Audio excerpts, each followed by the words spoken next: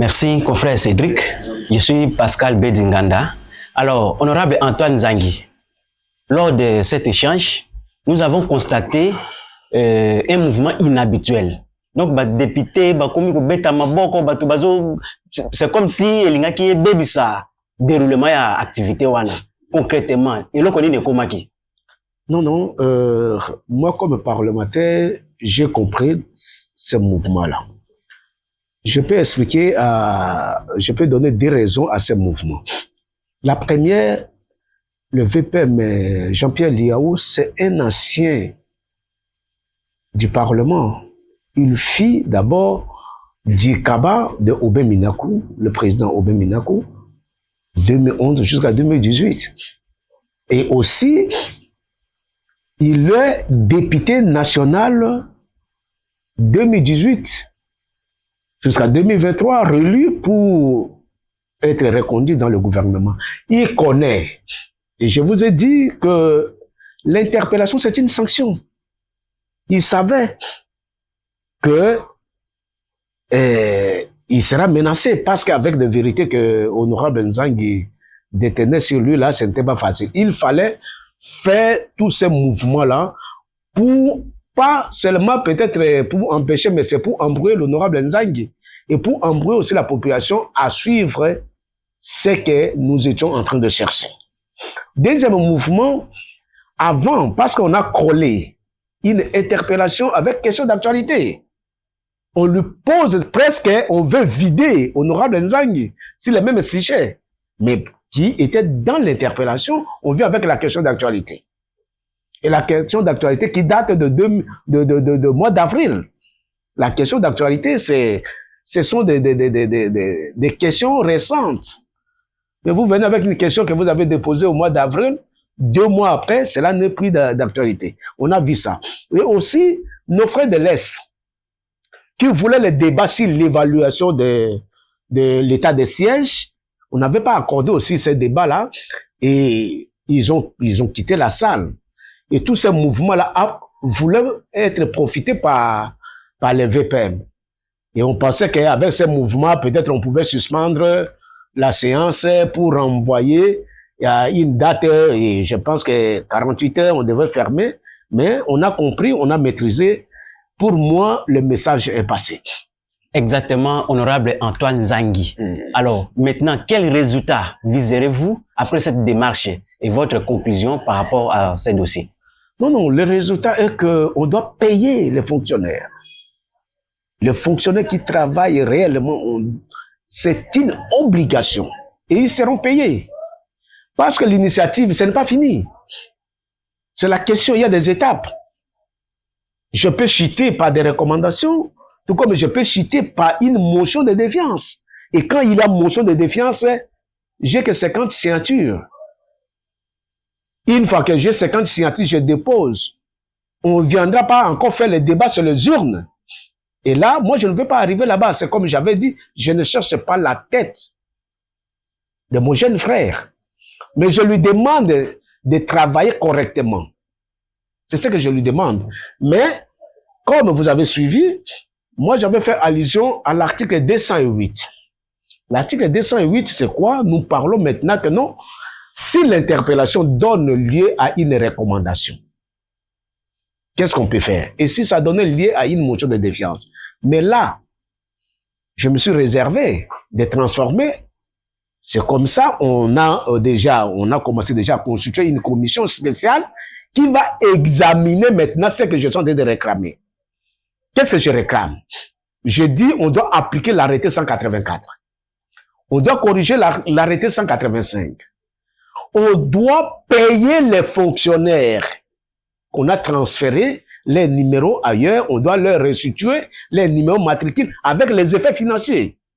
Je réclame qu'on doit payer aussi les chauffeurs. On doit lui restituer son numéro matricule avec les effets financiers. J'ai dit, on doit geler maintenant tout ce qu'on paye à ces gens-là. On doit suspendre leur paiement en attendant ce que nous sommes en train de faire. Et on doit annuler ce que je qualifie le soi-disant arrêté signé par le VPM. Pour ajouter sur chaque numéro matricule du nom Ubangui N et Mongala M.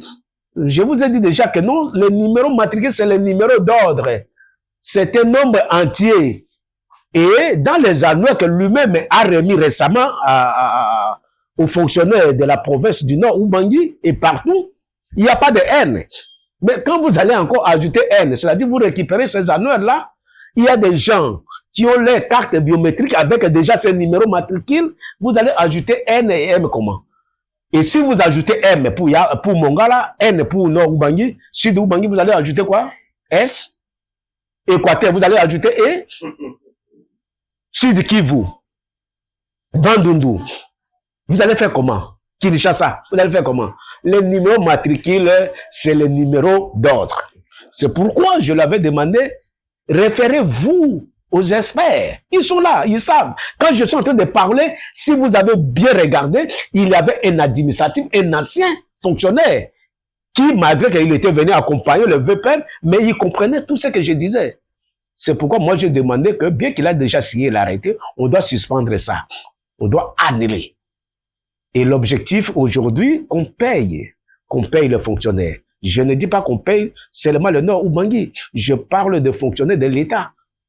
C'est les droits. Nous travaillons. Nous sommes des députés, on nous paye.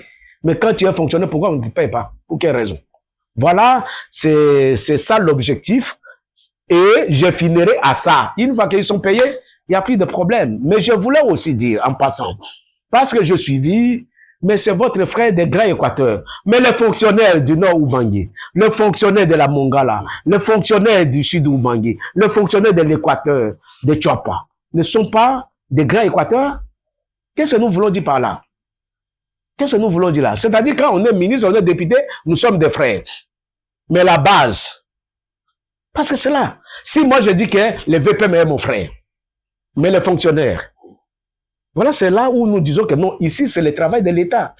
Ce n'est pas quelque chose des amis. Et je vous dis, et je confirme, si je prends le Nord Ubangi, le meilleur frère, ami de VPM, c'est l'honorable Nzangi. Lui-même, il a dit, le meilleur et le vrai, que lui ne pouvait pas penser aussi que Nzangi peut soulever ça. Mais lui aussi, il sait que Nzangi, là où ça ne marche pas, il ne cède pas. Et c'est ce que je fais. Je ferai aussi pour lui quand il a un problème. Okay. Quand il aura un problème, je ferai ça aussi pour lui. Je fais pour tout le monde et je dois faire pour le fonctionnaire en reconnaissant que c'est mon frère qui est VPM de la fonction publique. Et en reconnaissant aussi que mes frères fonctionnaires sont sacrifiés. Et je suis là pas pour, je ne suis pas venu défendre directement le membre du gouvernement. Mais je suis venu questionner, auditionner, contrôler les membres du gouvernement et défendre la base. C'est ça ma mission. Okay. Voilà ce que je suis en train de faire.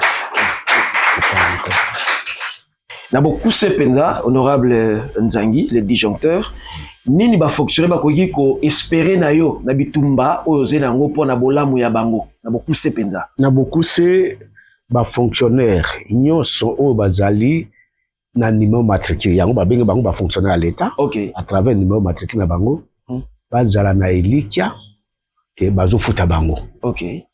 Oto lo ba makambo oyo etali bango bazo sala musala ba fonctionnaire bozo yoka ba fonctionnaire il y a des docteurs en sciences parmi ba fonctionnaire wana. Voilà. Et toko ko sakana bango te parce que ce qui administration est amboli malamu. On n'a pas besoin de tout ce que nous sommes en train de faire. Voilà. Yango bandeko na soutien na bango parce que nazo ba appel na bango ba toko suka ndenge nini ba ko suka ke ba ko futa bango et loko nazo linga pe ke VPM ayeba numéro matricule bandaki na ba série ndezo kende yo ko tika bandeko na yo bazana ba série 6 c'est dans des 600 OK ko bana ko futa ba série 11 ba millions ba 10 000 ce n'est pas correct. Ils ont l'acquis yango na loba qui est le numéro matricule, c'est le numéro d'ordre. Voilà. C'est un nombre entier. Moto azana numéro 1.100.000. Na yo moto azaki na numéro 800.000. C'est que yo zwaki obana ko sa musala liboso na ye. Mais bako tika yo babanda ko futa bao bazui bango lobi. Ndenge nini? To lobi ke ba futa bandeko nyonso. Mais abanda ko kende mbongo ezali. Afuti bandeko ba numéro bazo pesa numéro matricule ils ont identifié moto Tango zui numéro matricule au foot na moto moto na mboka moto to wapi ezali transfert. C'est les transferts. Les numéros matricule on est en train de payer. Matoni mingi ba fonctionner ba zane likiate ba ko futama. Merci beaucoup. OK, honorable Antoine Nzangi. Ozali molobeli ya ekolo. Mais to sengeli koyeba te oza député élu à circonscription électorale ya Koma. Information oyo ezo sikile à la une na kati ya territoire ya Koma na Nord Ubangi ezape sango ya Bambororo. Bambororo bayaki wana bakati bilanga bitumba makambo moto avuta pe okufa to ebite moto avuta okufa aza moto ya mobile mbongo aza moto ya kotakoli aza moto ya Koma to ebite yo lokola molobeli wa ekolo makanisi nini yo za nango pona makambo wana. Merci ndeko Mopanzi Sango. Dossier ya ba Mborolo ezali dossier ebandi lelo te. Législative nanga nyonso na yebisi bino 3e mandat yango yo pe makaba ba Mborolo wana. Et ba Mborolo bazali ba élever solo. Ba Mborolo tokoyi koboya bango te. Mais ba Mborolo bayaka na mission ni. Biso to vivra na bilanga zamba. Ba Mborolo soki baye bakoti na zamba. Bazo empêcher bana mboka. Yango to lobi ke non ba Mborolo soki bozali na banyama na bino boya ko texela biso banyama otika zamba na biso. To kwa ko na problème te. Mais siko ba ke ko zamba na biso, yongo kende ko sala ndobo te, okokata bilanga te, okosala eloko moko te. Ekomi danger oyo to ko ndima te. Pe batambolaka maboko pamba te yango to lobiki bazaba élever te bazo tambola bien armé yango uchi koloba ke bandeko bakufi wana nazo luka te ke esa za moto ya mobaye c'est un congolais ba congolais nde bazo kufa et aujourd'hui ba Mborolo ezali lisusu makambo ya territoire ya Koma te c'est le nom Ubangi mobimba ba keneki tina bosobolo mobaye ya Koma n'en parlons pas. Ils sont partout. Mais discrimination des alités. Mais vous allez prévenir la population na biso. Pe ceux qui bolanda qui dernièrement awa biso to kene ki biso nyonso no Ubangi ezali ngai moko te biso ba député nyonso libwa ya no Ubangi to kene comme on a VPM. Ezaki ke to kene na VPM. To accompagner to kene tina no Ubangi to sur la masolo wana. Mais il s'est fait que il pas zaki na makambo ya ba initiative na niveau ya assemblée date walinga ki ko pesa ke to kende ezali date ba benga ke na assemblée mais biso to yebisa ke non likambo wana ezali tisiko mais na ko yebisa bino bandeko dossier ya ba Mborolo e bandi ko kuma na angle moko ya mabe discrimination ko zala te Mborolo azali élevé azali na nationalité na yepa bazaka na ba nationalité na bango akoyo ko zala peut-être un Tchadien ou une Tchadienne. Soki Tchadien alinga ya kobala pa na biso tokoboya te. Soki Congolais pa alinga kene kobala pa na bango tokoboya te. Mais na banzela ba Mborolo sikoyo bazo ya na ba stratégie. Nazaki na vacances na kati ya groupement moko Mborolo azui mwana na biso ya mwasi baboti mwana. E okokena komona ke libota wana mobimba soki zo bisaka ba Mborolo ba bima na zamba libota wana bazali sima na Mborolo. Wana eza ba stratégie mabe. C'est-à-dire bazo linga bakoma ba bokilo pour batika na zamba na biso. Là nous ne pouvons pas accepter. Yo bokilo ngo za mboka na ndo ya ko bala moya na biso kena ngo pa na yote.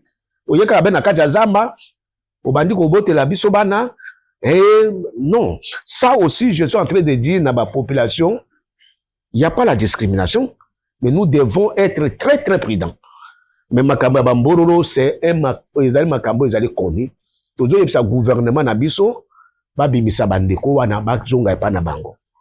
Mais wana tozo lembate ezali pe di lelo dossier na ngai moko te. Ezali dossier biso ba député, société civile, bandeko nyonso baza na kati la jeunesse, tozali sima dossier wana. OK. Matondi mingi honorable Antoine Nzangi toyoki ndenge opesi biso explication na bosikisiki. Sikawa toza na mwa mutuna moko akotuna yo honorable. Mboka na biso RDC eza na 26 provinces. Tozo mona ba projet ezolekana presque na ba province nyonso. Mais malheureusement province ya Nord Ubangi tozo senti pesati. Par exemple, ceux qui na zone d'Akisa ya route nationale numéro 24. Na o ezana responsabilité ya province. Donc nzela penza eza malamu te. To ebite yo lokola molobeli. Makanisi nini yo zana ngo pona makambo ya banzela na kati ya province ya Nord Ubangi. Non, ezali observation vraie. Que ce qui est là, totali, mandat ou bandaki ya président Kabila, toye koko monangonga o ya biso yo, eloko moko ezo salema ya malunga epa na biso te. Surtout na mutuna na yo etali balabala. Ezali mawa. Problème na biso ezali bomoko. Toza nango te. Ta mo surtout dossier ba fonctionnaire tozo solo là. Ils ont qu'un net de dossier à honorable Nzangi. Ils ont qu'un ce qui bofandi pe boza na ba groupe na bino motomoko akweko loba na kumo na bino yonso boza simana ye. Et pas na biso soki ba yeba kabula kabiso. Makambo ya nzela ezali makambo yo olinga fachi te okena no ubangi okotambola nzela wana. Olinga honorable Nzangi te ozana no ubangi okotambola nzela wana. Ezali ya solo. Mena koyebisa bino ndenge to bandi to kende nango secteur par secteur. Mais to koyebisa pe bino ke na budget na biso yo ya 2026 bande konde ba lingi ba buba biso comme d'habitude. Ce qui na lobby bongo c'est parce qu'il faut nous appeler reconnaissant. Qu'est-ce qui est programmé? Les tronçons pour yebani na mobile kokoma na kotakoli on est à jouer en charge. Mais ba yo ko sauter de kota ko ti ko koma na ya koma. Ba ke ko zo apati andaku pate ko koma na abuzi. Honneur à jouer nzela wana. Nzoka nzela il faut ko sala ngo na continuité. De bazaka ko kende ba komi na kota ko il fallait ba continuer nango et koma ya koma. Mais ya makamusu to ko lobate, on a pris déjà des dispositions pour que qui prendra maintenant tronçon Kotakoli Yakoma et de Mobai, d'Abouzi jusqu'à Pont-Mongala. Nous sommes en train de travailler. On a koloba été mbalaoyo. Ba mona pe ke pa na biso misa ezo salema. Inyo so wana ezali biso ba député. So biso ba député tozali ciment na kadise ko salema mais lokola biso pe tozali ciment musala wana ko salema. Ok, matondi mingi honorable Antoine Nzangi na kanisi mwa mutuna muke ya mwa suka ya ngai yango yo. Babengaka yo disjoncteur. Na vacances parlementaires ya mars tango bokendaki mpona kokutana na ba population toyokaki pe tomonaki na bilili bato bazoyemba Nzangi député 4e mandat assuré. Sikoyo na yakoma sikoyo makambo ya inondation. Ngonga na ngonga. Donc chaque fois à répétition. Pour l'instant, bandako ya bato eza kozinda. Bato bazo vanda malamu te, bazo tambola malamu te. Yo lokola député molobeli ya bana mboka makanisi nini yo za nango pona koluka kosilisa makambo ya inondation wana. Oui, makambo ya inondation ezo salema na ya comment à tout moment chaque année. Mais ya mbala oyo est dépassé même biso. Information toza nango, image toza nango et dépassé biso. Et puis nakanisi bana ya comment mingi o bazana domaine wana bazali. Toujours ça le rapport déjà to na lobi tout, c'est-à-dire na ya comment na zali ngai moko te. Nzai biso mibale, ngai na ndeko na bino mbui tozali wana pona ko loba na kombo ya bana ya comment ko banda 2023 tina 2028 bao bazali na pouvoir ko loba kombo ya bana ya comment bazali biso mibale wana na niveau national. Donc okuta pe sénateur bazali wana na ba député provinciaux. Likambo wana to lobi ndenge lekaka tout saisi gouvernement a assisté dans nos bateaux. Mais est-ce que tout le monde est calme? On doit trouver solution. Qu'est-ce qui ne va pas? Inondation, c'est l'eau qui quitte, ils sont lits, et ou bien il y a quelque chose, ou bien zela, ou il y a qui mboula, et nous qui peut, et zela, et kende naibale. C'est que, qu'est-ce qui ne va pas? Et wana, le quoi peut être dans période de vacances parlementaires to kende ko tuna bande ko na biso baza na domaine wana ba mekana no kotala est-ce que construction na biso na ya comment ils ont joué sur makambo wana est-ce que tu respecter ba normes il y a urbanisme tout ça nous devons questionner pour que tu trouver solution définitive mais pour le moment est-ce que to zelana no bande ko na ba yebisa biso to sala bote to yebisi l'état a à disposition pour assister bandeko wana lelo bazana en place à kofanda terre nous devons rapidement à travers le gouvernement les assister et là Eza Moussa Nabiso député c'est ce que nous sommes en train de faire d'ailleurs lelo pe to kutana na ndeko pour tout réfléchir quand est-ce que to kokende les sous pour na kosala ba suivi ya ba dossier wana. Honorable Nzangi, Tozuyo Penza Mingi, nous tendons légèrement vers la fin de cet entretien. Votre bilan socio-parlementaire durant les 2 législatures passées et cette législature ici la 3e, comment vous jugez en haut avant que to chite na émission na biso? Bon, au moment j'ai toujours dit oui.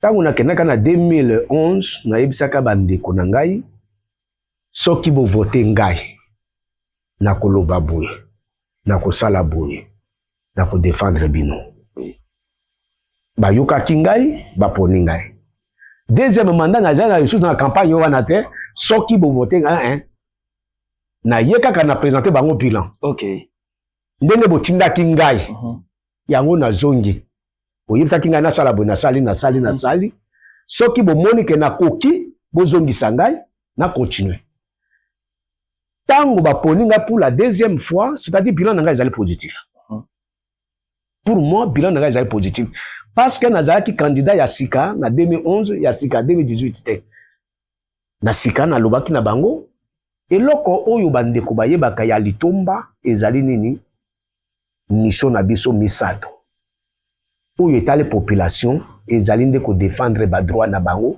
ou loba po na bango. OK. Et nous sommes le pouvoir législatif, nous ne sommes pas le pouvoir exécutif. Babilo ko to salaka ezai par compassion. Oui. Nde to salaka to tonga ba centre de santé, to sa ba nini nangonga ba koko na biso. Soki nzela e baby, yo ke non nzela liboso na ngai baby ko zipa yango bakangi yo. Asa ezaki musala l'État. L'État nde akosala. L'État nde ayebi mabele nini akosopa wana, eloko nini akotia wana pour que soki accident esalemi na route oyo babengi national ya l'État. L'État est responsable. Mais yo moto soki ko sala et comme un problème yango na profiter ko yebisa bino makambo ebimaki na pont Mato na ba pont Londo ezaki yango parce que ezaki sur la route nationale. Voilà. Mais information na ko pesa bino lelo bateau elongwe akula oyo kumbi ba pont wana. Selon le gérant ya bateau dans 3 jours d'ici mercredi pont wana ekokoma na Businga. OK. Foner déjà après ça qui office de route mbongo wana zo permettre bango ke ba matériel wana ekene ti na lié ya site ekoma na yakoma ibana ko sala musala et na mission oyo ngai nazo sala lelo na yebi ke oyo etali social oyo etali ba population. En tout cas je ne peux pas venir commencer à dire que voilà ça je suis en train de travailler yango na yebisa kibino na l'introduction que nazali mwana ya yakoma o ya liboso bapona mbala moko mbala mibale mbala misala. Voilà. C'est que et pas nanga nazo mona ke musala nanga ezali nano malamu yango bandeko azozo musala. Mais na côté comme parlement na dossier nanga pe na côté à fonction publique. Oui. 2014 nazo qui peut parole contre le ministre de la fonction publique. Oui. Qui publiait les résultats. Il y a bandeko basali concours bazui a publié ango 24 heures après à Kebe na site na bangwana a Keko tricher. Tiens, le ministre Charles. Même question orale avec débat. Je viens avec ça. Et à l'époque là, c'est le VPM qui était le directeur de Obe Minaku. Dossier Mataki Kakabena Ninoana. Baye singa ke honorable qu'il y a une question commission d'enquête. Moto wana makambo ezali mabeto kolongola ye. Yo majorité okokolia majorité te. Et là, le ministre était parti. Vraiment. Bah, initiative, ils allaient ébeler. Bah, initiative. Oh, yo ke mbongo ebimaki pour na enquête, pour na étude ya nzela na biso. Au fil de route, aliaki yango. Tout ça, bah, question est qui le travail parlementaire nazo sala yango. Yango ne omoni ba misala ya biso ya ba question parlementaire ne omoni ba yoko pesa ngai kombo ya ba disjoncteur. Vraiment. Bandeko ba collègue nde ba pesi. Oui. Na créé na base abambi ngai na sakpene na sagigi. Vraiment, Zagi. Musala na ngai base pe bazo pesa ngai kombo. Na zone na côté à parlement ba pesi ngai pe kombo. Il y a des missions où tozali ko sala. Ba mission to sala ki partout to tambola ki. Mais tant au chef de l'état a vu ordonnance awa ba o to lobaki ba sala misala malamu batikali. Ba o to lobaki ba sala misala malamu te bakei. Vraiment. C'est-à-dire tozo sala misala ngota mosusu le kaka mingi na ba commission ba ndeko baye bakate. Voilà. Mais ba initiative tozo sala yango tozo participer na ba débat na kati ya ba commission ba loi oyo ya kawana ezalité que chaque député akoya na proposition ya loi na yete okotala ezali ndenge nini o amender to koti na kati parce que ezali biloko zo concerné côté wana jusqu'à la date où il y a l'élan nazo lobake je suis encore positif. Merci beaucoup, honorable. Vous êtes encore positif parce que c'est moi, mais la paix, maman, il manquait. Nous sommes vraiment à la fin. Parce que aux alliés, un grand monsieur, un homme d'État, aux alliés, makambo belé, Congolais, on a besoin d'ailleurs. Ça dit, Soki Bisso, Cédric Ekouchou, Pascal Belito, il y a 30 minutes, donc, Congolais, le capé, on a 30 minutes, on a mingi. Vraiment un mot de la fin, na o nyonso tolobi. On a touché l'aspect administratif, tolobeli, makambo, yaba fonctionnaire, des transferts à matrikina bango ezalaki, également tolobeli les sociales, c'est-à-dire ba inondation, ba nzela malamu ezalité. Votre mot de la fin, votre succès à traiter à biso moko alelo. Merci lilobananga ya suka pour na ba fonctionnaire. Ba yeba problème ezali posé, on trouve solution. Bazala sûr que ba oyo bazala en ordre bazo futa bango. Population surtout yaya comment. Nyonso na yebisa ki bango ekosalema parce na yebisa ki ke mandat oyo ezali mandat ya action. Yango bozo yoka lelo beseko azola la terre pona makamba nzela, lelo fonction publique azola la terre pona kofuta bino makambo ezali ebele o na yebisa ki bino pe boyebi. Na yebisa ki bino ke côté ya enseignement to kangi toti boyoki dernièrement que non plus de 300 non oyo bazo futa bango na mois de juin et mingi bao na promota ki bango. Mandat ezali mandat ya action, botala ngai kaka be na action, bokozala dessus te parce que ezali ne pouvoir na bino, na yebi na 2028 on a koya so na sa musala ngai malamu te boko retirer ngai mandat. Mais lokola bozana no na posa na ngai pe na posa na bino na banzi na kosala oyo nyonso boko yebisa ngai. Message ya suka na yebisa bino unité. Bomoko. Sok tozali bomoko te tokotonga province na biso te tokotonga territoire na biso te. Nzambe abatela bino. Matondi mingi batata ba maman bandeko balandi bolandi biso un peu partout na bolai na biso na honorable Nzangi affectueusement abengaka ye honorable disjoncteur parce que esika mwinde pelarate ya repelisa mwinda. On est vraiment ravis et très bon week-end à vous. Nous remercions également l'équipe technique. Également, nous remercions les bâtisseurs, Obazali, équipe de soutien. Merci. Il y a honorable Nzangi, Ozali chapeauté, na Benjamin, qui est le cordon. Merci à tout le monde et de bonnes choses à vous. Merci.